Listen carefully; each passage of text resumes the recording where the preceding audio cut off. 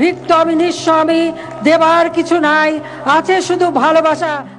আর নতুন গেম বানাবেন না? দৌড়াও হাসিনা দৌড়াও গেমটির নির্মাতা। সম্প্রতি নেট দুনিয়ায় ভাইরাল এই স্যাটয়ার গেম।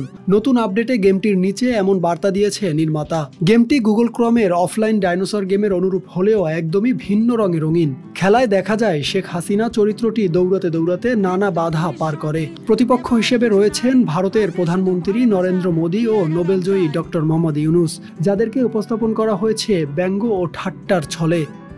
গেমটি শুরুতেই শেখ হাসিনার কণ্ঠে রবীন্দ্রনাথ ঠাকুরের কবিতার সুর বাজতে শুরু করে, যা খেলায় এক অনন্য আবহ সৃষ্টি করে। খেলোয়াড়দের কাজ হচ্ছে শেখ হাসিনাকে নিরবিচ্ছিন্ন দৌড়াতে রাখা।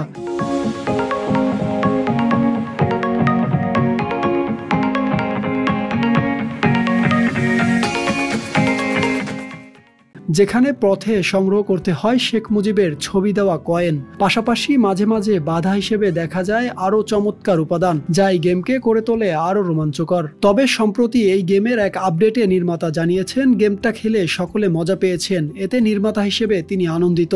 এরপরে দুঃখের সাথে নির্মাতা আরো নতুন সিদ্ধান্তর কথা জানিয়েছেন। তিনি অন্যান্য বিষয়ে গেম বানালেও নিরাপত্তা ঝুঁকির কারণে বানাবেন না নতুন কোনো রাজনৈতিক স্যাটায়ার গেম। তবে হঠাৎ কেন এমন সিদ্ধান্ত, নিরাপত্তার কথাই বা কেন আসলো, সে বিষয়ে তিনি জানাননি স্পষ্ট কোনো তথ্য। তাসরিফের মতে এই স্যাটায়ার গেমের মূল উদ্দেশ্য ছিল হাস্যরসের মাধ্যমে রাজনীতি ও সামাজিক বিষয়ে আলোকপাত করা। প্রকাশের কয়েক ঘন্টার মধ্যেই এটি সোশ্যাল মিডিয়ায় ছড়িয়ে পড়ে এবং নেটিজেনরা এতে মেতে ওঠে। সাকিব হাওলাদার, RTV। কি অপরাধটা কি করেছি?